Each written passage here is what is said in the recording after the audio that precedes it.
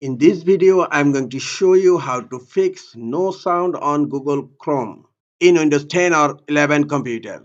Let's get started. Click on three dot icon on upper right corner. Go to settings and left menu pane click on privacy and security. Click on site settings. Scroll down. Here you will find additional content settings. Click on it. Scroll down again. Click on sound. Here, don't allow sites to play sound is selected. Select sites can play sound. Now minimize Google Chrome browser. Click on Start menu.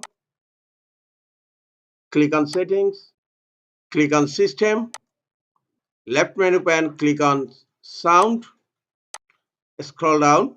Under Advanced Sound option, click on App Volume and Device Preferences. Here you will find Google Chrome and drag the volume button to 100. That's it. These are the easiest ways to fix no sound on Google Chrome.